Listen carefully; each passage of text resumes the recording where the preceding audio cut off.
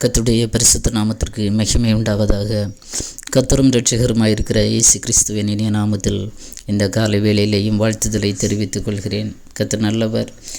இந்த காலை வேளையில் கூட நமது சிந்தனைக்காக ஒரு வசனத்தை வாசிக்க விரும்புகிறேன். சங்கீதங்களின் புஸ்தகம் 57வது சங்கீதம் 1வது வசனம். எனக்கு இறங்கும் தேவனே, எனக்கு இறங்கும், உம்மை என் ஆத்துமா அண்டிக் கொள்ளுகிறது. விக்கினங்கள் கடந்து போகும் மட்டும் உமது செட்டைகளின் நிழலிலே வந்து அடைவேன். ஆமேன். சங்கீதக்காரனாகிய தாவீது இந்த இடத்திலே கர்த்தரை நோக்கி பண்ணுகிறதான ஒரு விண்ணப்பம், ஒரு வேண்டுதல், ஒரு ஜெபம் என்னென்ன, எனக்கு இறங்கும் தேவனே, எனக்கு இறங்கும். விக்கினங்கள் கடந்து போகும் மட்டும், அதாவது ஆபத்துகள் மோசங்கள் கடந்து போகும் மட்டும் நான் உம்முடைய செட்டையின் நிழலிலே வருகிறேன், என்னை நீர் பாதுகாத்து கொள்ளுவீராக என்று தேவ சமூகத்திலே தேவ மனிதன் கர்த்தரை நோக்கி வேண்டுதல் செய்கிறதான ஒரு விண்ணப்பம். மிக கடினமான சூழ்நிலையில் தெய்வ பிள்ளைகளே, இந்த காலை வேளையில் நம்ம கூட அநேக நேரங்களில் பலவிதமான சூழ்நிலைகளில் அகப்படும் போது நாம் கர்த்தருடைய செட்டையின் நிழலை வாஞ்சிக்கிறோமா, இல்லை உலக பிரகாரமான நிழல்களை வாஞ்சிக்கிறோமா? யார் எனக்கு உதவி செய்வாங்க, யார் நமக்கு ஒரு நிழலாக தாங்குதலாக யார் இருப்பாங்க, யார் உதவி செய்வாங்க என்கிறதான ஒரு தாட் நமக்கு இருக்கிறதா? இல்லை தாவீதை போல ஆண்டவருடைய சமூகத்தை நாம் நாடுகிறோமா? ஆமேன். கடினமான சூழ்நிலையிலும் நம்முடைய ஆத்துமா கர்த்தரை பற்றி இருக்கிறதா, இல்லை கர்த்தரை விட்டு தூரம் போகிறதா? முறுமுறுக்கிற அனுபவங்கள் வாழ்க்கையிலே காணப்படுகிறதா? நமக்கு ஒரு கேள்வி வரலாம், ஏன் ஆண்டவருக்கு பிரியமான பிள்ளைகளுக்கு விக்கினங்கள் கடந்து வருகிறது என்று. ஆமேன். அல்லேலூயா. தாவீது கர்த்தருக்கு மிகவும் பிரியமான ஒரு தேவ மனிதன் தான். ஆனால் தாவீதுடைய வாழ்க்கையிலே மிக கடினமான சூழ்நிலைகள், மிக கடினமான போராட்டங்கள், எங்கே போனாலும் அவருக்கு வாசல் அடைக்கப்பட்ட ஒரு சூழ்நிலை. சவுலுக்கு முன்பாக அவர் பட்ட பாடுகள் அது கொஞ்சம் நஞ்சமல்ல, நமக்கு எல்லாருக்கும் நன்றாக அது தெரியும். ஆமீன். அநேக ஆபத்துகள், அநேக தடைகள், அநேக இடையூறுகள், இடைஞ்சல்கள், இது எல்லாமே தாவீதுடைய வாழ்க்கையில் இருந்தது. எண்ணிக்கைக்கு அடங்காத தீமைகள் அவரை சூழ்ந்திருந்தது. இது ஒரு தேவ பிள்ளை ஒருவேளை இந்த காலை வேளையில் நீங்கள் கூட நினைக்கலாம், நன்றாக ஆராதிக்கிறோம், கர்த்தருக்காக வைராக்கியமாக இருக்கிறோம், நம்ம வாழ்க்கையில் ஏன் இந்த விக்கினங்கள் கடந்து வருகிறது என்று. ஆமீன். அல்லேலூயா. கர்த்தர் சில காரியங்களை அனுமதிக்கிறார்னா அதற்கு பின்னாடி சில ஆசீர்வாதங்கள், நன்மைகளை கர்த்தர் வைத்திருக்கிறார் என்பதில் எந்த சந்தேகமும் இல்லை. உங்களை குறித்ததான ஒரு திட்டம் கர்த்தருக்கு இருக்குமானார், ஒரு பிளான் கர்த்தர் வைத்திருக்கிறார். அந்த பிளானை கர்த்தர் நிறைவேற்றணும்னா சில ப்ராசஸ் வழியாக கடத்தி விடுவார். ஆமீன். தாவீதுக்கு மேலே கர்த்தருக்கு ஒரு பெரிய திட்டம் இருந்தது. நம்ம எல்லாருக்கும் தெரியும், தாவீது ராஜாவாக அபிஷேகம் பண்ணப்பட வேண்டியவர். ஆமீன். அல்லேலூயா. அதனால் எடுத்தவங்க கவுத்தவன்னு கர்த்தர் எதையும் செய்கிற தெய்வம் அல்ல. ஒரு மனுஷனை கர்த்தர் உருவாக்குவார். ஆமீன். அல்லேலூயா.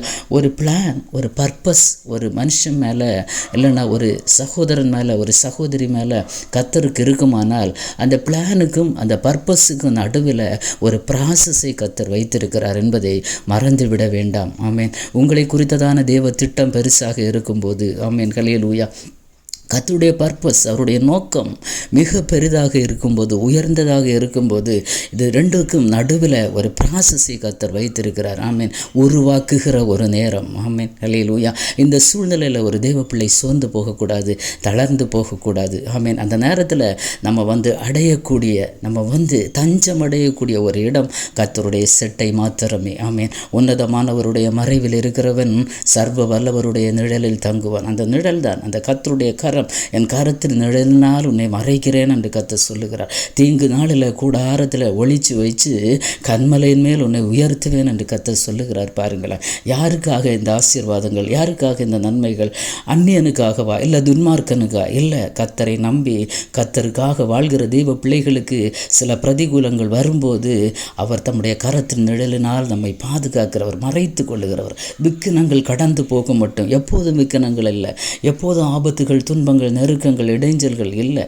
ஆமென். அது வரும், அது கடந்து போகும். அந்த கடந்து போகிற அந்த நேரங்கள் தான் அதாவது நம்முடைய பிளானுக்கும் கர்த்தர் வைத்திருக்க பர்பஸுக்கும் நடுவில் இருக்கிறதான ப்ராசஸ் தான் இந்த விக்கனங்கள். ஆமென். அந்த நேரத்தில் கர்த்தர் சில காரியங்களை அனுமதிக்கும் போது தெய்வ பிள்ளைகள் சோர்ந்து போகாதபடி கர்த்தரை சார்ந்து கொள்ளுகிறவர்களாக இருக்க வேண்டும். குயவனாகி அவருடைய கரத்தில் நாம் இருக்கிறது வரையிலும் கர்த்தர் நம்மை வணைந்து கொண்டே இருப்பார். ஒருவேளை அந்த பாத்திரம் கெட்டு போனால் கூட பல நேரங்களில் நம்ம கெட்டு போயிருக்கிறோம். நம்முடைய வாழ்க்கையில் பல பாவங்கள், அக்கிரமங்கள், மீறுதல்கள், ஆண்டவருக்கு பிரியமில்லாத கிரியைகள் நிமித்தமாக அநேக நேரங்களில் கெட்டு போன அனுபவங்கள் இருக்கிறது. ஆனால் நம்ம மேலே நம்பிக்கை வைத்திருக்கிற அந்த தெய்வம் நம்மை கீழே விடாதபடிக்கு மறுபடியும் ஒரு புதிய வசலாக நம்மை வணைந்து கொள்கிறார். பாருங்கள், அந்த ப்ராசஸ் மிக முக்கியமானது. அதை வணைந்து அவர் திரும்பவும் அதை பயன்படுத்துகிற தேவன். ஆமேன். ஏதேன் தோட்டத்தில் பார்த்தீங்கன்னா அதே மண்ணை எடுத்து தான் ஆதாமை கர்த்தர் உருவாக்கினார். ஒரு நல்ல பர்பஸுக்காக தான் கர்த்தர் உருவாக்கினார். அந்த மனுஷன் கெட்டு போனான். ஹல்லேலூயா. அந்த கெட்டு போனதை திருப்பி கொண்டு வரும்படியாக, திருப்பி வணையும்படியாக குயவன் விரும்பினபடினால அந்த பரம தகப்பனாகி அந்த பரம பிதா தன்னுடைய ஒரே பேரான குமாரனை இந்த உலகத்துக்கு அனுப்பினார். ஆமேன்.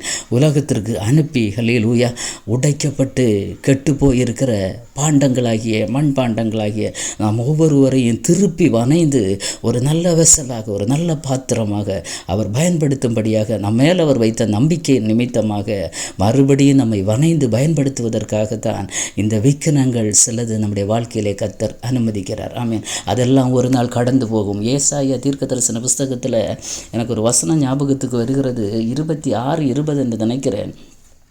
சினம் கடந்து போக மட்டும் கொஞ்ச நேரம் ஒழித்து கொள்ளாமல், கொஞ்ச நேரம் ஒரு தாய் கோழி தன்னுடைய குஞ்சுகளை ஒரு ஆபத்து வரும்போது அதனுடைய செட்டைக்குள்ளே அது மறைத்து கொள்ளும். அந்த ஆபத்து நீங்கி போனதென்று, அந்த ஆபத்து கடந்து போனதென்று அது பார்த்த உடனே, அறிந்து கொண்ட உடனே அந்த தாய் பறவை தன்னுடைய செட்டைகளை விரித்து அந்த குஞ்சுகளை வெளியே விடும். அது ரொம்ப ஃப்ரீயாக நடமாட தொடங்கு. அது மாதிரி தான் சில போராட்டங்கள், பிரச்சனைகள் வாழ்க்கையில் வரும்போது அந்த தாய்ப்பறவை ஆகிய அந்த கிறிஸ்துவின் செட்டையில் நிழலிலே அடைக்கலமாய் வருகிற பிள்ளைகள். ஆமீன். ஹல்லேலூயா. பிரச்சனைகள், போராட்டங்கள் வரும்போது தாவீதை போல தேவ சமூகத்தில் போய் நம்முடைய ஆத்மா அவரை பற்றி கொள்ளணும். அவரை குறை கூறுவதோ இல்லை முறுமுறுக்கிறதோ அந்த அனுபவங்கள் இருக்கக்கூடாது. அதற்கு பின்னாடி ஒரு பெரிய நன்மை, ஒரு ஆசீர்வாதம் இருக்கிறது என்பதை தேவ பிள்ளைகள் புரிந்து கொள்ள வேண்டும். சில நேரங்களில் கர்த்தர் உடைக்க அனுமதிப்பார், சில நேரங்களில் நொறுக்க சித்தம் கொள்ளுவார். அந்த நேரத்தில் அவர் எப்படி உருவாக்க வேண்டும் என்று விரும்புகிறாரோ, அவருடைய திட்டத்தின் கீழே எப்படி அவர் நம்மை உருவாக்கி பயன்படுத்த வேண்டும், ஆசீர்வதிக்க வேண்டும் என்று விரும்புகிறாரோ அதற்கு ஏற்ற பிரகாரம் நம்மை அவர் என்ன செய்வார்? வணைந்து கொள்ளுவார். ஆமேன். உருவாக்குவார். உருவாக்கப்படுகிற நேரம் கொஞ்சம் கடினமாக இருந்தாலும் அந்த நேரத்தில் கண்ணை மூடிட்டு, ஆண்டவரே எனக்கு இறங்கும் தேவனே, எனக்கு இறங்கும், இன்னும் என் ஆத்மா உம்மை விட்டு தூரம் போகலப்பா, உம்மை தான் பற்றி இருக்கிறது என்று அவருடைய செட்டையின் மறைவுக்குள்ளே வந்தீங்கன்னா அவரால் நிறைவான பலன் உண்டு. ரூத்தின் சரித்திரம் 2வது அதிகாரத்தில் நீங்கள் பார்த்தீங்கன்னா, ரூத்து சர்வ வல்லவருடைய செட்டியின் நிழலில் அடைக்கலமாய் வந்தால் அவளுக்கு அவரால் நிறைவான பலன் கிடைக்கும் என்று போவாஸ் சொல்லுகிறார். இந்த காலை வேளையில் ஒரு நல்ல போவாஸ் ஆகிய கிறிஸ்து நமக்கு இருக்கிறார். அவருடைய செட்டையின் நிழலில் வாருங்க. ஆமீன். விக்கினங்கள் கடந்து போகும். அது என்றைக்கு நிரந்தரம் அல்ல, அது கடந்து போகும். அது கடந்து போனதுக்கு அப்புறமாக கர்த்தர் நம்மேல் வைத்திருக்கிறதான அந்த திட்டங்கள், அந்த தீர்மானங்களை அவர் நிறைவேற்றும் போது ஒரு பெரிய ஆசீர்வாதம், ஒரு பெரிய நன்மை நம்முடைய வாழ்க்கையில் வெளிப்படும். ஆகவே தேவ பிள்ளைகளை இந்த காலை வேளையில் சோர்ந்து போக வேண்டாம், தளர்ந்து போக வேண்டாம். சில போராட்டங்கள், பிரச்சனைகள் மத்தியில் உட்கார்ந்து இருக்கிறீங்களா? ஹல்லேலூயா. கர்த்தரை முறுமுறுக்காதுங்க. தேவ சமூகத்தில் சொல்லுங்க, தேவனை எனக்கு இறங்கும். தாவீதை போல சொல்லுவோமா, எனக்கு இறங்கும் தேவனை, எனக்கு இறங்கும். இந்த பிரச்சனை தீர்கிறது வரையிலும் உங்களுடைய செட்டை நிழலிலே என்னையை மறைத்து கொள்ளுங்க என்று எத்தனை பேர் இந்த காலை வேளையில் சொல்ல ஆயத்தமாக இருக்கிறீங்க? என்னோடு கூட சேர்ந்து ஜெபிக்கிறீங்களா? விசுவாசத்தோடு ஜெபிப்போம். தகப்பனே, இந்த நல்ல காலை வேளைக்காக உமக்கு நன்றி ஆண்டவரே. தாவீதை போல ஆண்டவரே, ஆபத்து நேரம், பிரச்சனை நேரம், போராட்ட நேரம் கர்த்தாவே, தேவ பிள்ளைகள் சோர்ந்து போகாதபடிக்கு கர்த்தரை நோக்கி எனக்கு இறங்கும் தேவனே, எனக்கு இறங்கும் என்று கூப்பிடக்கூடிய நல்ல இருதயத்தை கொடுப்பீராக. ஒவ்வொரு தெய்வ பிள்ளைகளுடைய ஆத்மா உம்மை சார்ந்து இருக்கட்டும், உம்மை பற்றி இருக்கட்டும் கத்தாவே.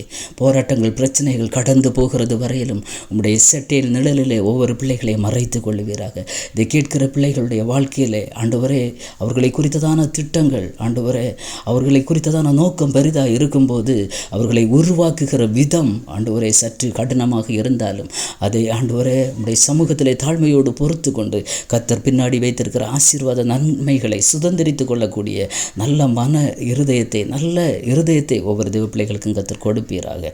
ஆண்டவரே நீர் அப்படி செய்ய போகிற கிருபைக்காய் நன்றி. கேட்கிற பிள்ளைகள் பலன் அடையட்டும் அப்பா. ஒவ்வொரு பிள்ளைகளையும் குடும்பங்களையும் கர்த்தர் ஆசீர்வதிப்பீராக. ஆண்டவரே சகல துதி கன மகிமை உமக்கு செலுத்துகிறேன். கர்த்தர் மாத்திரம் மகிமைப்படுவீராக. ஆசீர்வதியும். இயேசுவின் மூலம் ஜெபத்தை கேளும் ஜீவனுள்ள நல்ல பிதாவே. ஆமேன், ஆமேன். God bless you.